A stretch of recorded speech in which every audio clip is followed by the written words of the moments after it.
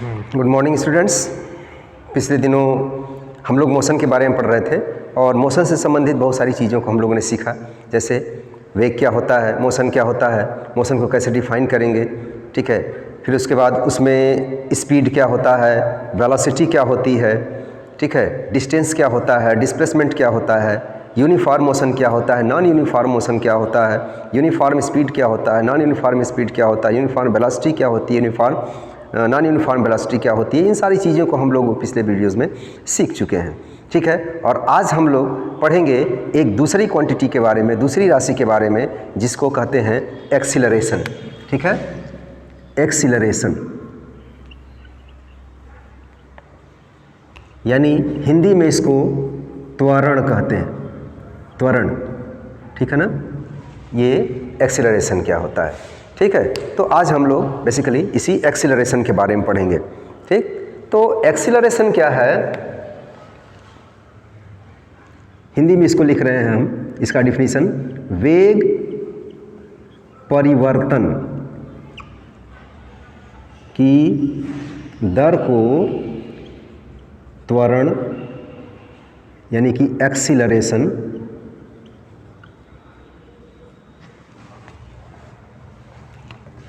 कहते हैं, ठीक। यानी हिंदी अगर इंग्लिश में इसको डिफाइन करें तो rate of change of velocity is called acceleration, ठीक। यानी कि वेग परिवर्तन की दर को त्वरण कहते हैं, या अब दूसरा बात ये भी कह सकते हैं, है ना, कि वेग में प्रति सेकंड हुए वृद्धि यानी कि बढ़ोतरी, ठीक है ना, बढ़ोतरी या कमी, ठीक, बढ़ोतरी या कमी को त्वरण कहते हैं, ठीक। यानी कि इंक्रीमेंट यानी कि increase in the velocity of A movable object पर सेकेंड इज कॉल्ड एक्सीलरेशन। अब यहाँ पे दो चीज़ें आती हैं कि अगर इंक्रीज हो रहा है वेलोसिटी अगर बढ़ रही है ना, ये अगर इंक्रीज कर रहा है वेलोसिटी, इफ वेलोसिटी इंक्रीजेस, है ना, इट इज कॉल्ड एक्सीलरेशन, ठीक है ना, इसको त्वरण कहेंगे। और अगर इफ वेलोसिटी डिक्रीजेस, ठीक है ना, तो इट इज कॉल्ड डिसीलरेशन, या इसी को रिटार्डेशन बोलते हैं, ठीक है ना। हिंदी में इसको मंदन कहा जाता है, ठीक। अगर किसी मूवेबल जो मूव कर रही है कोई भी ऑब्जेक्ट, तो उसके वेलोसिटी में अगर बढ़ोतरी हो रही है, प्रति सेकंड इंक्रीज कर रहा है वेलोसिटी, तो उसको कहेंगे एक्सीलरेशन। और अगर वेलोसिटी में कमी होती जा रही है तो उसको क्या कहेंगे, रिटार्डेशन कहेंगे, यानी कि मंदन कहेंगे, ठीक है। बात समझ में आया। अब जरा देखते हैं कि अगर if velocity of an object is v and it takes time t, then acceleration a, acceleration को a से डिनोट किया जाता है, ठीक है ना। एक्सीलरेशन को a से दिखाया जाता है, मैं बताने यहाँ भूल गया, तो आप साथ जान लीजिए कि एक्सीलरेशन को a से डिनोट करते हैं। एक्सीलरेशन क्या हो जाएगा, ये भी, है ना। अच्छा, यहाँ पे एक चीज़ और जानने की बात है कि जो इनिशियल वेलोसिटी है वो u है, और फाइनल वेलोसिटी अगर t टाइम में, है ना, यहाँ पे मैंने लिखना भूल गया कि वेलोसिटी, है ना, initial if velocity of object increases from u to v, है ना, in time t, then acceleration कितना हो जाएगा, ये v minus u by t, ठीक, ये होगा एक्सीलरेशन। ठीक है, ये t समय में अगर भी वेलोसिटी u से बढ़कर के भी हो जा रही है ना, मान लीजिए, तो अगर u जो है इनिशियल वेलोसिटी 0 भी हो सकता है, जैसे हम यहाँ पे खड़े हैं चुपचाप, है ना, ये और टाइम मेरा 0 टाइम पे है, एकदम चुपचाप खड़े हैं और यहाँ से चलना शुरू कर दिए लाइक दिस, ठीक, तो और t सेकंड में मैं उस पोजीशन से इस पोजीशन पे आ गया और इसमें मेरी वेलोसिटी पहले तो 0 थी क्योंकि मैं खड़ा था चुपचाप, तो और चल करके यहाँ तक आया, वेलोसिटी हुई। ठीक है, तो अब 0 से अगर भी वेलोसिटी मैंने इस दौरान प्राप्त कर लिया, अटेन कर लिया, तो जो एक्सीलरेशन हुआ कितना हुआ, v minus u by T, ये इसका एक्सीलरेशन हुआ। ठीक है, तो ये बढ़ गई वेलोसिटी, है ना। अच्छा, अब एक्सीलरेशन का जो यूनिट होता है, यूनिट ऑफ एक्सीलरेशन, इसका जो मात्रक होता है वो क्या होता है, वो अब यहाँ से देख लीजिए कि ये delta v by delta t, चाहे t लिखिए कोई बात नहीं है, ठीक, तो v का मात्रक जो होता है, अभी कल मैंने बताया था, वो कितना होता है, मीटर पर सेकेंड। ये होता है वेलोसिटी का मात्रक और टाइम का मात्रक क्या होता है, सेकेंड। तो एवरेज ये एक्सीलरेशन का मात्रक क्या हो जाएगा, मीटर पर सेकेंड स्क्वायर। ठीक है, ये इसका यूनिट हो जाएगा, यानी कि इसका मात्रक क्या होगा, मीटर पर सेकेंड स्क्वायर होगा। ठीक है ना, ये वेलोसिटी का मात्रक होगा, मीटर पर सेकेंड स्क्वायर, चूँकि, है ना, since velocity is vector quantity, then acceleration is also a vector quantity। जो एक्सीलरेशन होता है वो भी क्या होता है, एक वेक्टर क्वांटिटी होता है, यानी कि एक सदिश राशि होती है। ठीक, अच्छा, अब इसको कैसे डिनोट करेंगे,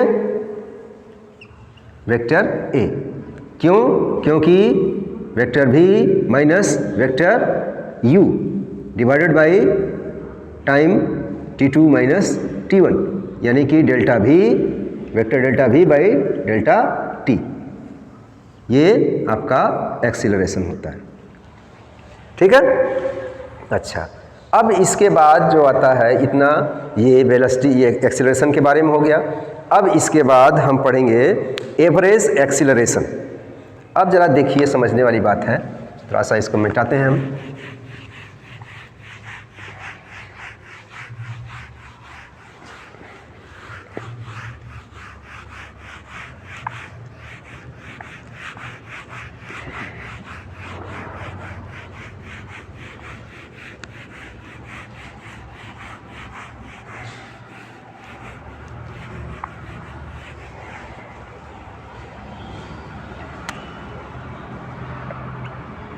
एवरेज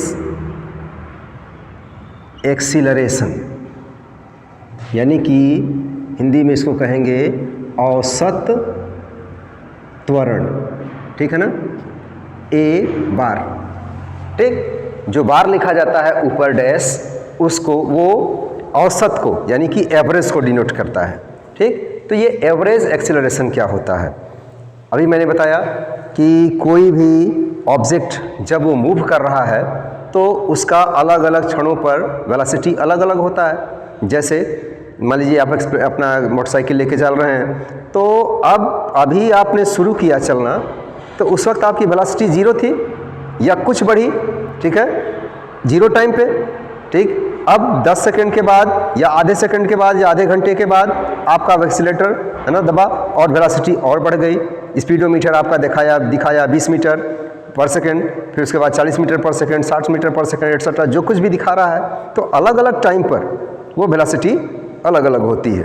तो अलग उस टाइम इंटरवल के दौरान, ठीक है, यानी कि जो टाइम इंटरवल है उस टाइम इंटरवल के दौरान जो वेलोसिटी होती है या वेलोसिटी में जो इंक्रीमेंट होता है ना, उसको कहते हैं आप औसत त्वरण, ठीक है, यानी कि एवरेज एक्सीलरेशन कहते हैं, ठीक है। तो अब मान लीजिए if an object moves with velocity u and at time t1 and after time t2 it acquires the velocity v2 ठीक। तो अब इस टाइम इंटरवल के दौरान जो एक्सीलरेशन होगा वही क्या होगा, इसका एवरेज एक्सीलरेशन होगा। तो अब इसको कैसे लिखते हैं, ए एवरेज है ना, ए बार एक्सीलरेशन यानी कि एवरेज एक्सीलरेशन क्या हो जाएगा, ये v minus you, vector v minus vector u divided by t2 by t1 यानी कि delta v by delta t, ये आपका औसत त्वरण होगा, ठीक है। अच्छा, तो कह सकते हैं कि किसी पर्टिकुलर टाइम इंटरवल में, है ना, किसी मूवेबल ऑब्जेक्ट में, किसी गतिमान वस्तु में हुए वेग परिवर्तन की दर को, ठीक, किसी पर्टिकुलर टाइम इंटरवल में किसी गतिमान वस्तु के वेग में हुए परिवर्तन की दर को क्या कहते हैं, औसत त्वरण कहते हैं, ठीक। ग्राफिकली इसको पता कर सकते हैं। मान लीजिए कि अब ग्राफ खींचने में क्या करते हैं कि इस एक्स एक्सिस पर टाइम लेते हैं, ये एक्स एक्सिस पर टाइम लेते हैं, समय लेते हैं, और वाई एक्सिस पर इसका वेलोसिटी ले लेते हैं, ठीक। ये जीरो ओरिजिन है, ये 1 second, 2 second, 3 second, 4 second, 5 second, 6 second, 7 second, और ये वेलोसिटी था 10 मीटर पर सेकेंड, है ना, 20 मीटर पर सेकेंड, 30 मीटर पर सेकेंड, 40 मीटर पर सेकेंड, 50 मीटर पर सेकेंड, एटसेट्रा, ठीक। तो अब अगर ग्राफ खींचा जाए तो इसके लिए ये मिलेगा, इसके लिए ये कटान बिंदु मिलेगा, इसका इंटरसेक्शन पॉइंट ऑफ इंटरसेक्शन ये मिलेगा, इसके लिए ये मिलेगा, ठीक। तो ये ग्राफ खींच लेते हैं इस तरह से। तो अब ये अगर स्ट्रेट लाइन मिल रहा है ना, स्ट्रेट लाइन मिल रहा है ग्राफ, तो ये ग्राफ यूनिफॉर्म एक्सीलरेशन को दिखाता है, ठीक, यानी कि एक समान त्वरण यानी कि यूनिफॉर्म एक्सीलरेशन, ठीक। ये बताता है कि किसी भी मूवेबल ऑब्जेक्ट में जो त्वरण है वो एक समान है, यानी कि उसकी वेलोसिटी में जो वृद्धि है यानी कि बढ़ोतरी है वो एक समान रूप से हो रही है, किसी पर्टिकुलर टाइम में एक समान रूप से हो रही है। जैसे अब मान लीजिए कि 1 और 2 के बीच में कितना हो रहा है, 10 से 20 हो जा रहा है वेलोसिटी, यानी कि जो इंटरवल है, जो डिफरेंस है वो कितने का है, 10 मीटर पर सेकेंड का, और टाइम का कितना है, 1 सेकेंड का है। यहाँ भी देखिए 0 से 1 के बीच में भी 1 सेकेंड का डिफरेंस है, और वेलोसिटी में कितना है, 10 - 0 है ना, यानी कि 10 मीटर का है, ठीक। यहाँ 2 से 3 के बीच में भी कितना है डिफरेंस टाइम का, 1 सेकेंड का है, और यहाँ पर 30 - 20 यानी कि 10 मीटर पर सेकेंड का है। तो जो वेलोसिटी है वो एक समान है, यानी कि जो एक्सीलरेशन है वो पर सेकेंड, लेकिन इस 0 से 3 सेकेंड के बीच में वेलोसिटी कितनी हो जा रही है, 10 मीटर, 20 मीटर, 30 मीटर, 40 मीटर, है ना, इस तरह से होती चली जा रही है। तो उसकी वेलोसिटी में जो वृद्धि है, जो इंक्रीमेंट है, वो 10 मीटर पर सेकेंड के रेट से ही हो रही है, 10 मीटर पर सेकेंड स्क्वायर के रेट से ही हो रही है। तो ये इसका क्या होगा, एक समान त्वरण होगा, ठीक है, ये होगा यूनिफॉर्म एक्सीलरेशन। अच्छा, अब दूसरी बात ये कि यहाँ से इस ग्राफ से एवरेज एक्सीलरेशन कैसे प्राप्त करेंगे। तो जो ग्राफ है इस पर 2 पॉइंट ले लेते हैं, ठीक है ना, 2 पॉइंट ले लेते हैं, ठीक, और इसके बीच में, ठीक है, ये 2 पॉइंट है, ठीक। तो यहाँ से यहाँ तक ये डेल्टा टी पता करते हैं, और यहाँ से यहाँ तक के जो वेलोसिटी है उसमें डेल्टा भी पता करते हैं, ठीक है। तो यही क्या दे देगा, यानी कि इसका जो स्लोप होगा वो इसका एक्सेलरेशन देगा। ठीक, तो स्लोप क्या होगा, tan थीटा। ठीक, tan थीटा क्या होता है, परपेंडिकुलर अपॉन बेस। ठीक है, यानी कि जो डेल्टा भी है ये 30 और 10 के बीच में है ना, यानी कि ये यहाँ पर वेलोसिटी u1 और यहाँ पे मान लीजिए कि v है। ठीक, और यहाँ पे टाइम कहाँ गया, ये t1 है और ये t2 है। ठीक, यानी कि 1 सेकंड पे t1 मान लिया और 3 सेकंड पे t2 मान लिया, और इसी 1 और 3 सेकंड पे जो वेलोसिटी थी u1 10 मीटर पर सेकंड और t2 पर वेलोसिटी कितनी थी, v बराबर 30 मीटर पर सेकंड, ये दिया हुआ है। ठीक है, इसको मान लेते हैं। तो अब डेल्टा v क्या हो जाएगा, ये एक्सीलरेशन, यही एक्सीलरेशन देगा। ठीक, तो अब ये क्या होगा, v minus u by T2 minus T1, ये दे देगा आपको delta v by delta t। तो v कितना है 30 और माइनस u कितना है 10 डिवाइडेड बाई कितना हो जाएगा 3 माइनस 1, यानी कि ये 20 माइनस 2 बाई बराबर 10 मीटर पर सेकेंड स्क्वायर। ठीक, ये स्लोप जो है इसका एवरेज वेलोसिटी दे देगा। ठीक है, जहाँ तक समझता हूँ कि कंसेप्ट समझ में आ रहा होगा। ठीक है, ये होता है एवरेज वेलोसिटी। अभी आपने देखा एक समान त्वरण के लिए। अब जो है कि हम देखेंगे इंस्टेंटेनियस एक्सीलरेशन। जैसे आपने वेलोसिटी में पढ़ा कि इंस्टेंटेनियस वेलोसिटी क्या होती है, इंस्टेंटेनियस स्पीड क्या होती है, यानी कि आपने यही सीखा उसमें कि किसी विशेष क्षण पे, किसी पर्टिकुलर इंस्टेंट पर जो वेलोसिटी होती है वो उसकी इंस्टेंटेनियस वेलोसिटी होती है, किसी विशेष क्षण पर जो स्पीड होती है वो उसकी इंस्टेंटेनियस स्पीड होती है। ठीक वैसे ही हम देखेंगे इंस्टेंटेनियस एक्सीलरेशन को भी।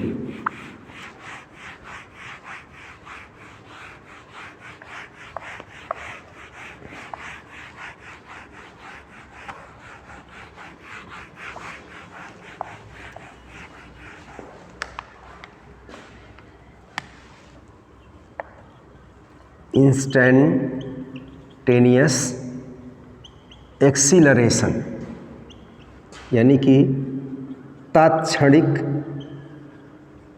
त्वरण। ठीक है ना, किसी विशेष क्षण पर गति के दौरान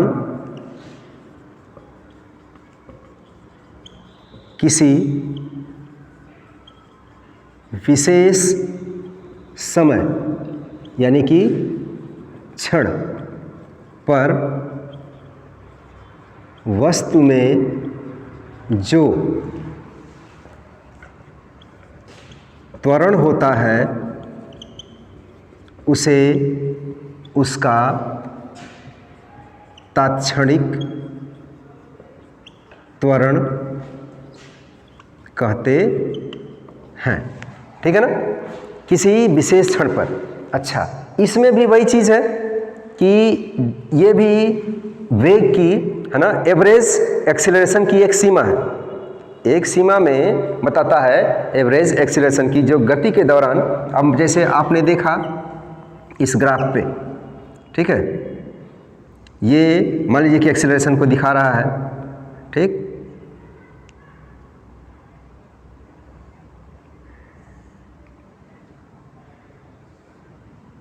देखिए थोड़ा इसको ऐसे बना लेते हैं। ठीक है, थोड़ा समझने में आसानी रहेगा।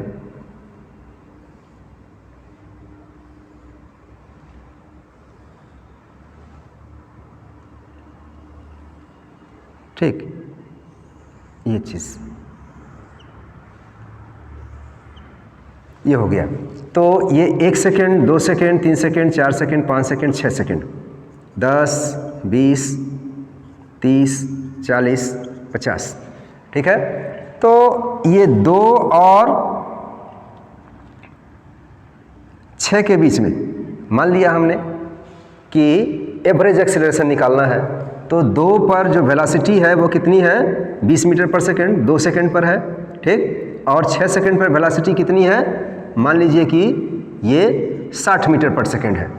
ठीक है, तो यहाँ से हम एक टेंजेंट खींचते हैं 2 से, ठीक है, 6 के बीच में ये चीज़ मिलेगा,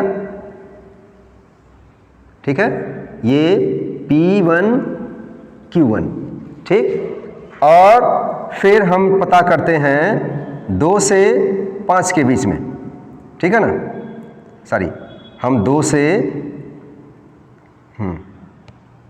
ठीक है ना, हाँ ये चीज़। अब फिर उसके बाद हम 3 से 5 के बीच में ले लेते हैं, 3 से 5 के बीच में, तो 3 से ये है और 5 ये है, इसके बीच में एक टेंजेंट खींच करके एवरेज ले लेते हैं। तो अब यानी कि जो टाइम है, जो टाइम इंटरवल है, उसको इतना कम करते हैं कि वो 1 के पास आ जाए, 0 के पास आ जाए, ठीक। तो अब जैसे ये ए इंस्टेंट क्या होता है, लिमिट डेल्टा टी टू 0, है ना, that is delta we by delta T. ये डिफरेंशियल कैलकुलस है, ठीक है ना, डिफरेंशियल एक्सप्रेशन है इसका, डेल्टा टी ना होगा, डेल्टा टी, ठीक है ना। ये आपको दे देगा आपका ए इंस्टेंट, यानी किसी पर्टिकुलर क्षण पे, किसी विशेष क्षण पे एक्सेलरेशन को बताएगा, ठीक। तो अब देखिए कि 2 से 6 के बीच में, 6 सेकंड के बीच में जो डेल्टा एक्स था, डेल्टा वी जो था, है ना, ये A1, ये कितना था, 2 से 6 के बीच में ये delta V2 minus V1 by delta T2 minus T1, तो कितना था ये 60 माइनस 20 डिवाइडेड बाई 6 माइनस 2, ये कितना था 40 माइनस 4, ये 10 मीटर पर सेकेंड, ठीक। ये 2 सेकेंड से 6 सेकेंड के बीच में ये एक्सीलरेशन रहा। अब देखते हैं 3 से 5 के बीच में, तो 3 से 5 के बीच में कितना है, मान लीजिए कि A कितना है 3 से 5 के बीच में, हाँ 30 और 50 है, तो वेलोसिटी कितनी है V2 minus V1 by T2 minus T1, velocity कितनी है 50 माइनस 30 डिवाइडेड बाई 3 से 5 के बीच में है, तो 5 माइनस 3 कितना हो जाएगा, ये 20 हो गया, 20 बाई 2, ये कितना आया 10 मीटर पर सेकेंड, ये कितना आ जाएगा, ये 10 मीटर पर सेकेंड हो जाएगा, 10 मीटर पर सेकेंड स्क्वायर, 10 मीटर पर सेकेंड स्क्वायर, ठीक, ये हुआ। अब इस डेल्टा टी को, है ना, जो ये 1 आ रहा था, है ना, ये 2 आ रहा था, है ना, इतना कम कर दिया जाए इस टाइम इंटरवल को, है ना, कि वो इसके पास आ जाए 3 और 5 के बीच में, ठीक है ना। तो 3 और 5 के बीच में ये क्या है, 4 ही है, ठीक है ना। तो इसी पर्टिकुलर सेकंड पर, इसी चौथे सेकंड पर जो वेलोसिटी होगी, जो एक्सीलरेशन होगा, है ना, 4, ठीक, 4 पे वेलोसिटी कितनी हो रही है, 4 है, तो ये 40 माइनस 4 सेकेंड कितना हो जाएगा, 10 मीटर पर सेकेंड स्क्वायर, इस ग्राफ से देख सकते हैं, ठीक है। तो अब ये जो है किसी विशेष क्षण पर, यानी कि चौथे सेकंड पर, नॉट ए टाइम इंटरवल, ठीक है ना, या कह सकते हैं कि इन्हीं दोनों टाइम इंटरवल के बीच 2.5 सेकंड पर, 2.6 सेकंड पर, 2.8 सेकंड पर जो एक्सीलरेशन होगा किसी मूवेबल ऑब्जेक्ट में, वही उसका क्या होगा, इंस्टेंटेनियस एक्सीलरेशन होगा, ठीक है। इस ग्राफ से नाप सकते हैं, ठीक। तो ग्राफिकल रिप्रेजेंटेशन को भी आपने समझ लिया, है ना। मैं समझता हूँ कि आप लोगों को समझ में आया होगा ये एक्सीलरेशन के बारे में, ठीक है। आप लोग पढ़िए, अच्छा लगे तो सब्सक्राइब कीजिए जी, धन्यवाद।